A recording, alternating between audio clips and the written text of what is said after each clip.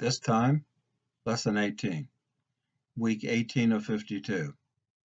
We're going to cover 2 Samuel 5, 1 Chronicles 11 through 16, and that list of Psalms in our Through the Bible in 1 Year study. Last time we saw the death of Saul. This time, the coronation of Israel's greatest king, David. The Psalms written by David are a glimpse into the man whose heart was after that of God. He had fled Saul and many times escaped death, only because of the protective hand of God. One can hear the pain in his voice of one who is bearing insufferable burdens. Hear my prayer, Lord, and let me cry, come unto thee.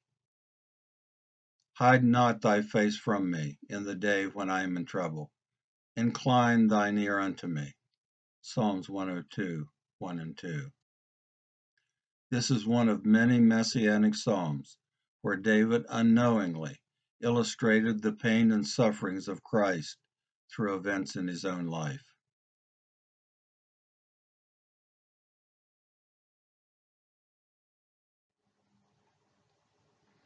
For he had looked down from the height of his sanctuary. From heaven did the Lord behold the earth, to hear the groanings of the prisoner, to loose those that are appointed to death, to declare the name of the Lord in Zion, and his praise in Jerusalem. He weakened my strength in the way. He shortened my days. Psalms 102, 19 through 23. The Messiah would become the prisoner for mankind, utter groanings from the cross, become weakened unto death, his life shortened to carry out the Father's plan of redemption. Who forgiveth all thine iniquities? Who redeemeth thy life from destruction? 103, 3 and 4. David could not have possibly known that all of which he spoke would be accomplished by the Son of God on Mount Calvary.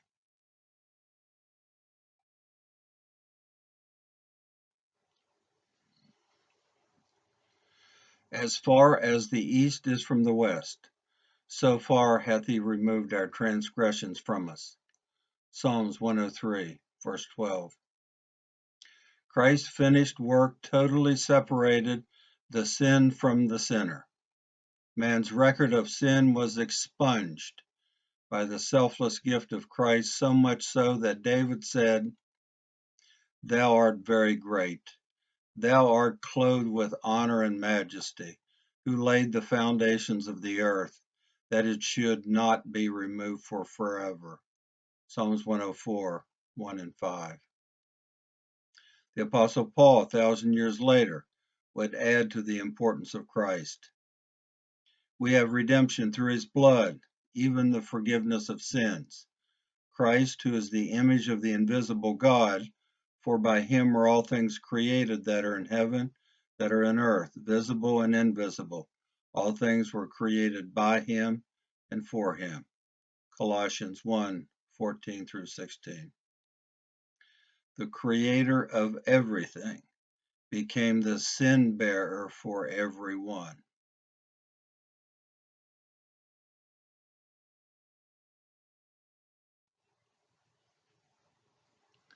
Then came all the tribes of Israel to David unto Hebron. And King David made a league with them in Hebron before the Lord.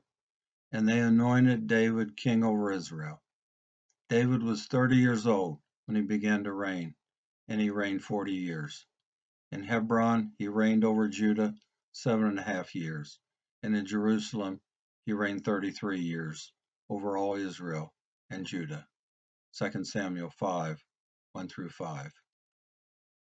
The plan had now been carried out to make David the God-chosen king of all Israel. The first capital was Hebron, but God made it possible for it to be moved to where he wanted it, Jerusalem.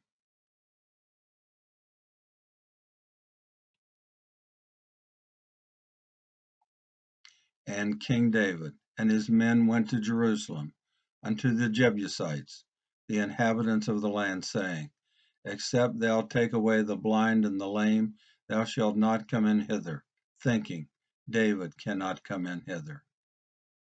5:6.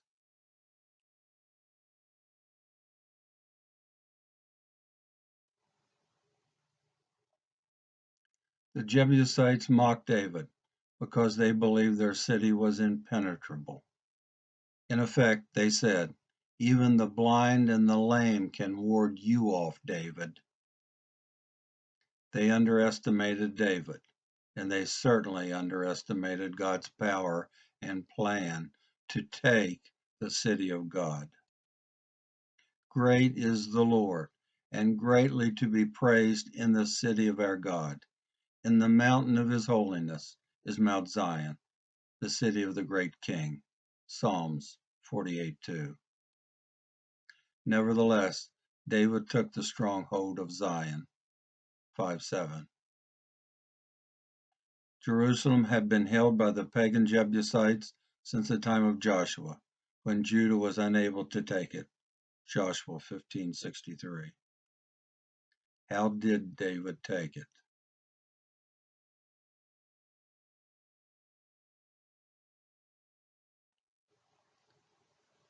And David and all Israel went to Jerusalem, which is Jebus, where the Jebusites were. And the inhabitants of Jebus said to David, Thou shalt not come hither. Nevertheless, David took the castle of Zion, which is in the city of David. 1 Chronicles 11:4 and 5. David offered the position of commander of the army to any soldier able to find an entryway into the fortified city. 5:8.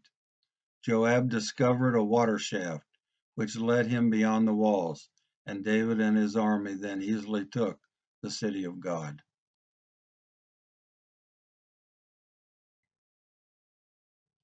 So David dwelt in the fort, and called it the city of David. And David built round about from Milo and inward. And David went on, and grew great, and the Lord God of hosts was with him. 5:9.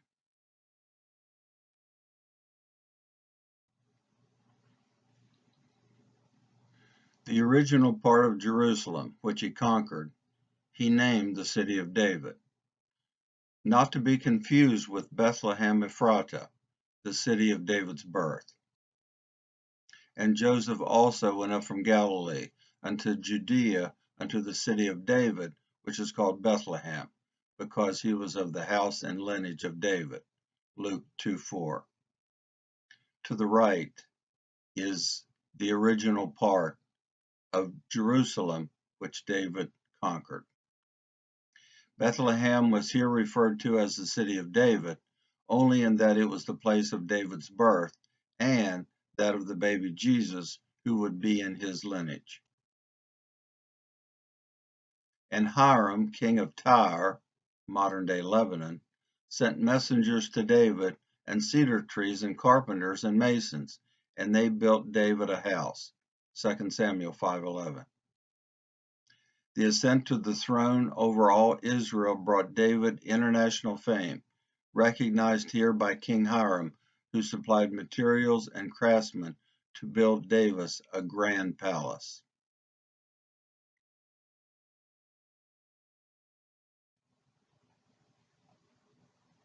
And David took him more concubines and wives out of Jerusalem, after he was come from Hebron, and there were yet sons and daughters born to David. 5:13. In the ancient world, the leaders of nations often took wives and concubines, and David did the same.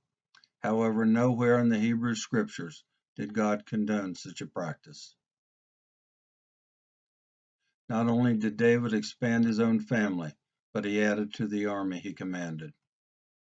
Now these are they that came to David to Ziklag, while he kept himself close because of Saul, and they were among the mighty men, helpers of the war.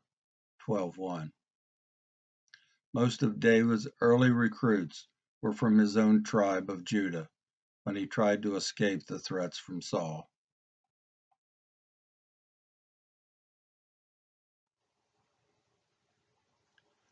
From the time David became king of Judah, Many soldiers from the other tribes of Israel came to encourage him to extend his kingdom, a total of more than 300,000 men. They were from Judah, Simeon, Levi, Benjamin, Ephraim, West Manasseh, Issachar, Zebulun, Naphtali, Dan, Reuben, Gad, and East Manasseh. 1 Chronicles 12:23 through 40. David expanded his army to include all 12 tribes, thus consolidating his power and showing no partiality to specific tribes. The nation's reaction: for there was joy in Israel.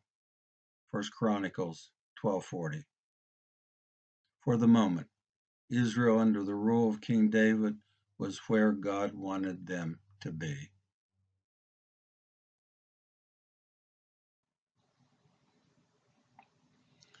Behold, how good and how pleasant it is for brethren to dwell together in unity. It is like the precious ointment upon the head that ran down upon the beard, even Aaron's beard, that went down to the skirts of his garments, as the dew of Mount Hermon, and as the dew that descended upon the mountains of Zion. For there the Lord commanded the blessing, even life forevermore. Psalm 133, 1 through 3. Notice the change in David's mood, from one of fear and despair to one of joy and adulation, now that he is king over Israel and has the blessings of God on his side. They did not destroy the nations concerning whom the Lord commanded them, but were mingled among the heathen, and they served their idols. Psalms 106, 34 and 35. David knew the past sins of Israel, especially the worship of idols, and he knew he would do his best to not let it happen again.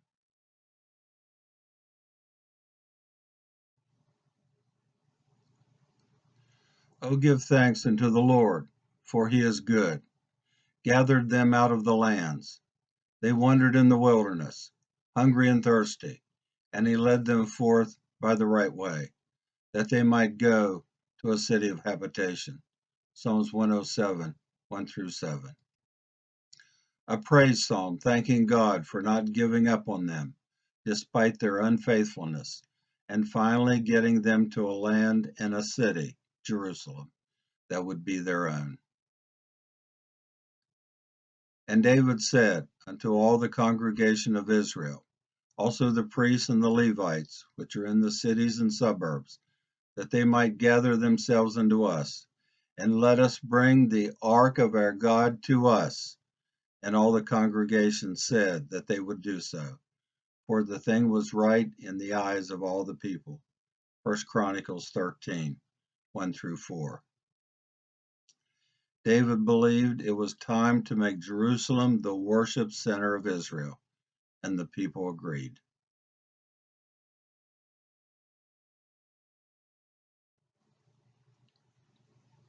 So David gathered all Israel together to bring the ark of God from Kirjath Jearim, which belonged to Judah. And they carried the ark of God in a new cart out of the house of Abinadab. And Uzzah and Ahio drove the cart. And David and all Israel played before God, with singing, with harps, timbrels, cymbals, and trumpets. 13, 5 through 8. David yearned to make Jerusalem the center of worship, as well as the capital of Israel.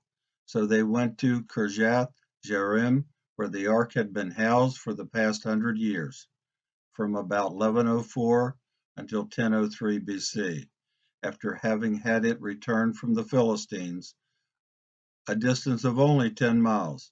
It was a joyous occasion, with David leading the procession.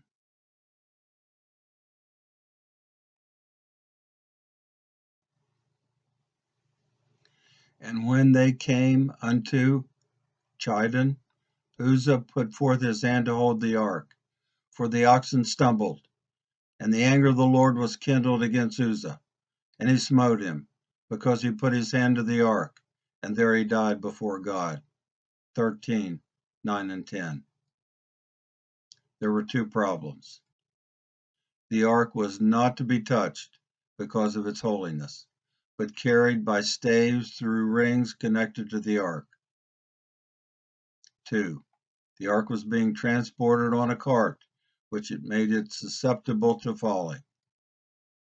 David was angered at God and feared moving the ark further. He carried the ark to a nearby house, Obed-Edom, where it remained for 3 months.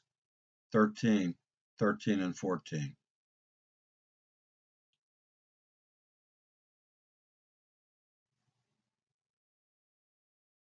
That thou shalt go out to battle, for God is gone before thee to smite the host of the Philistines.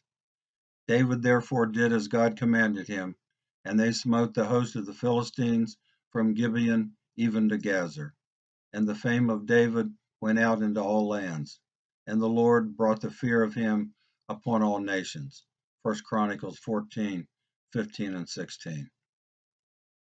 God wanted the pagans to fear Israel and their king, which had not been the case since Joshua entered the land.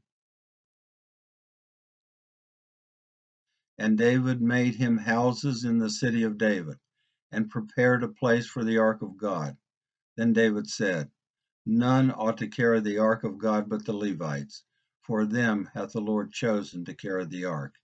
And David gathered all Israel together in Jerusalem to bring up the ark of the Lord unto his place, which he had prepared for it. 15, verse 1. This time, David followed the requirements of the law.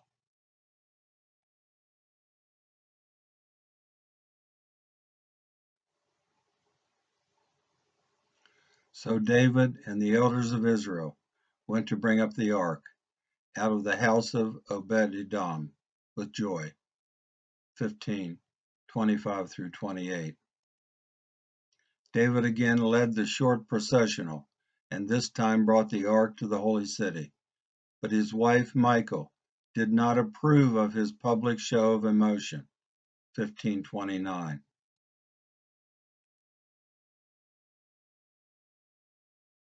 So they brought the ark of God and set it in the midst of the tent that David had pitched for it, and they offered burnt offerings and peace offerings before God. 16:1.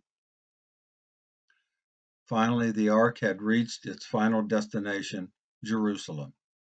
They celebrated with sacrifices and offerings to God, but it had not quite reached its home yet. Stay tuned for that.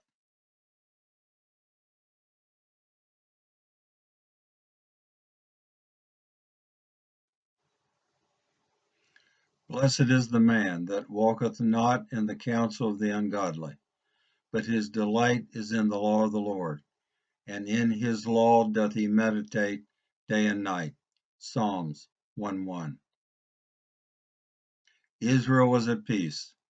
Their king, David, sat on the throne in Jerusalem, and the ark was there for people to worship God and to keep his law. Why do the heathen rage, and the people imagine a vain thing? The kings of the earth set themselves, and the rulers take counsel together against the Lord and against his anointed, saying, Let us break their bands asunder and cast away their cords from us. Psalms 1:2. David was not naive, as he knew the Gentile nations plotted and planned to overthrow the will of God.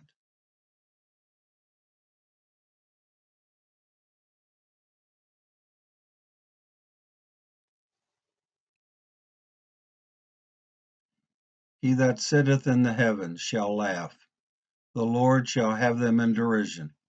Then shall he speak unto them in his wrath, and vex them in his sore displeasure. Yet I have set my king upon my holy hill of Zion. Thou art my son. This day have I begotten thee. Psalms 2:4 through 7. Next, David gave the answer from God to the plotting of the evil nations. God laughs at it. How foolish for man to think he can thwart the plans, purposes, and will of Almighty God. Looking through the portal of time, David gives the reader a glimpse of what lies ahead. God will pour out his wrath upon an unbelieving earth, the tribulation. After 7 years of hell on earth, God will send his Son to usher in 1,000 years of kingdom peace.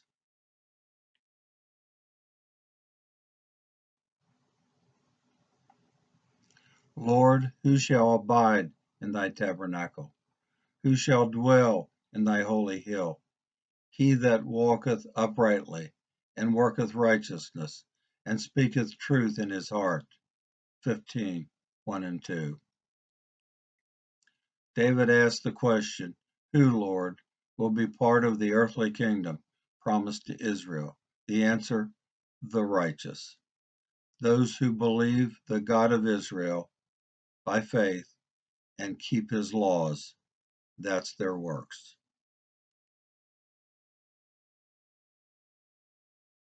My God, why hast thou forsaken me?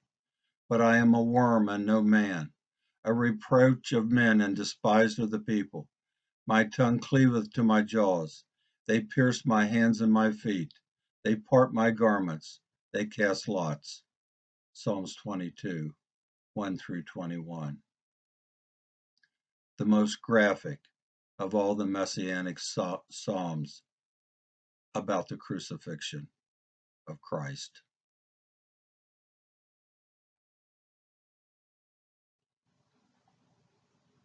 The Lord is my shepherd, I shall not want. Yea, though I walk through the valley of the shadow of death, I will fear no evil, for thou art with me. Psalms 23, 1 through 6. This most well-known prophetic psalm has many, many applications. Christ's own death, Israel facing her many enemies that surrounded her, the period of the tribulation, and others. The earth is the Lord's. Who shall ascend into the hill of the Lord? Who shall stand in his holy place? He that hath clean hands and a pure heart. The King of glory shall come in. Who is this King of glory? The Lord of hosts. He is the King of glory. 24, 1 through 10. Psalms 22 through 24. Who is the only worthy one? The one who died an insufferable death, but will return in glory to rule over the earth forever.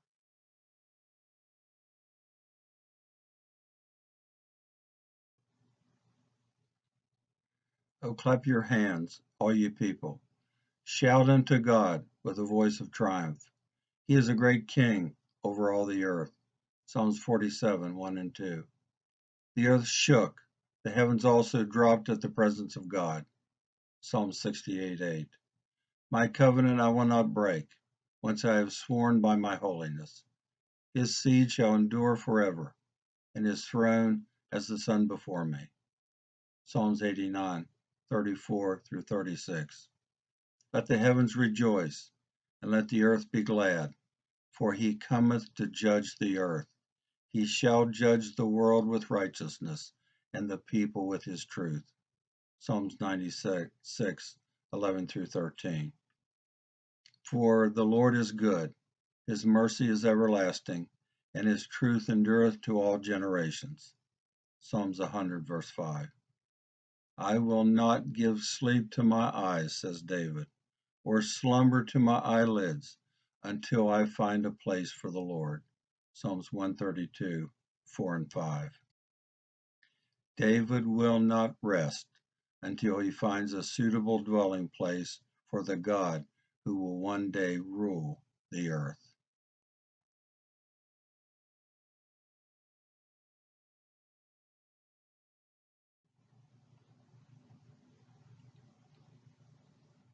Next time, David sins with Bathsheba.